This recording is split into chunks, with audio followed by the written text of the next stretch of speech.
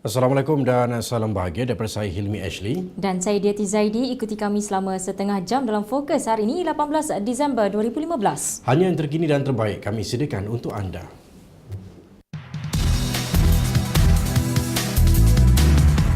Paparan utama Fokus hari ini 18 Disember 2015. Perdana Menteri sela sikap pihak sengaja mengelirukan rakyat punca kenaikan kos sara hidup. Tunai janji peruntukan tambahan jika perlu. Dan rumah pusaka menanti waktu roboh.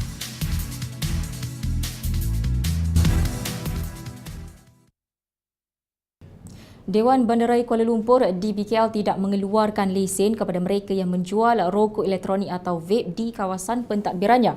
Sehubungan itu, Pengarah Jabatan Pelesinan dan Pengurusan Penjaja DBKL Ibrahim Yusof ketika dihubungi hari ini berkata, peniaga sedia ada yang menjual produk itu menjalankan perniagaan secara haram dan boleh dikenakan tindakan. Bagaimanapun, DBKL masih menggunakan budi bicara, katanya, sambil menambah perbincangan khusus akan diadakan segera bersama Datuk Bandar Kuala Lumpur, Datuk Muhammad Amin Nordin Abdul Aziz bagi mencari penyelesaian terhadap isu berkenaan. Beliau diminta mengulas laporan sebuah portal berita yang mendakwa penjualan vape diharamkan di ibu kota. Dalam perkembangan berasingan, Presiden dan Pengarah Eksekutif Kumpulan One Malaysia Development Berhad One MDB Arul Kandasamy pada Jumaat tampil memberi keterangan buat kali kedua kepada Jawatankuasa Kira-kira Wang Negara PAC. Arul Kanda bagaimanapun tidak memberhentikan kenderaannya untuk bercakap kepada media yang menunggu di luar pagar bangunan Parlimen lokasi sesi pendengaran itu berlangsung. Prosiding itu bermula kira-kira 9 pagi dan berakhir sejurus selepas 12.30 hari. Pada 1 Disember lepas, Arul Kanda tampil memberi keterangan buat kali pertamanya kepada PAC dan pengurusi PAC Datuk Hassan Arifin dilaporkan berkata badan itu akan bertemu semula Arul Kanda hari ini untuk mendapatkan penjelasan lebih lanjut berkaitan syarikat itu. Berbanding sebelumnya, media hari ini tidak dibenarkan membuat liputan prosiding berkenaan di bangunan Parlimen. Lebih 50 tahun, dua beradik warga emas hidup dalam keadaan sengsara dan serba kekurangan. Rumah pusaka yang hampir reput dimakan anai-anai hanya menanti waktu untuk roboh. Dan setiap kali hujan, pasti lantai rumah Daif ini digenangi air. Kita ikuti laporan dari Pokok Sena Kedah.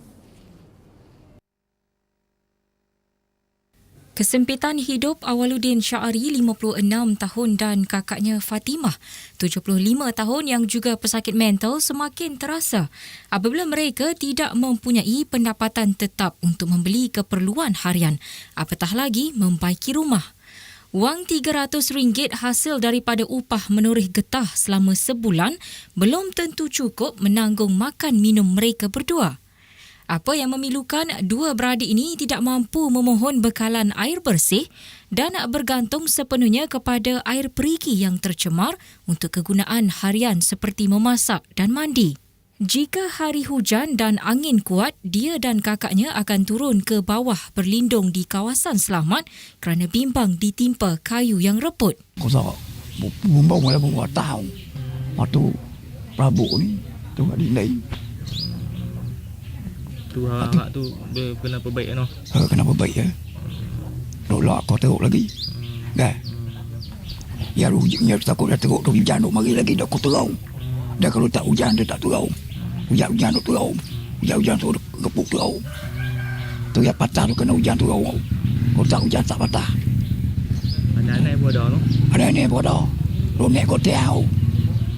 Pegawai Korporat Jabatan Zakat Kedah Ahmad Hambali Muhammad Puat yang berkesempatan membuat kunjungan berkata, dua beradik ini adalah asnaf yang dikenal pasti menerima sumbangan. Kami akan cuba memberikan bantuan berbentuk kewangan bermula pada awal bulan depan insyaAllah, iaitu di bawah asnaf miskin. InsyaAllah beliau bakal menerima RM500 lah. Dan dari segi tempat kediaman, insyaAllah kita cuba untuk memberikan bantuan baik pilih rumah. Walau bagaimanapun, memandangkan bantuan baiki rumah ni memerlukan masa. sebab kita ada kuota. Okey. Kita akan cuba pada tahun ke depan. Sebab tahun depan Mereka yang mahu menghulurkan bantuan boleh terus ke rumah dua beradik warga emas ini di Kampung Pulau, Telaga Emas, Pokok Sena, Kedah. Malaysia berada pada kedudukan kukuh untuk berdepan impak kenaikan kadar faedah Amerika Syarikat. Pengarah negara bagi Asia Tenggara World Bank Group, Dr. Alric Zakau berkata, Malaysia sudah bersedia untuk menerima kesan tidak menentu berikutan kenaikan kadar faedah Amerika itu dengan mengamalkan rejim tukaran asing yang fleksibel. Di samping itu, pelaksanaan cukai barang dan perkhidmatan GST dan penghapusan subsidi bahan api akan mengimbangi kesan pengurangan pendapatan minyak dan gas. Beliau berkata demikian ketika ditemui selepas pelancaran laporan pemantauan ekonomi Malaysia Disember 2015 buruh asing oleh World Bank Group di Kuala Lumpur hari ini. Sementara itu, jumlah pendapatan ekspor produk-produk bioteknologi dijangka naik berganda kepada RM2 bilion tahun depan berbanding RM1 bilion tahun ini. Ketua Pegawai Eksekutif Malaysian Biotechnology Corp Sdn Bhd atau Biotech Corp, Datuk Muhammad Nazli Kamal berkata, industri kesihatan menyumbang sebanyak 70% daripada jumlah pendapatan ekspor dan 30% lagi disumbangkan oleh makanan serta segmen lain.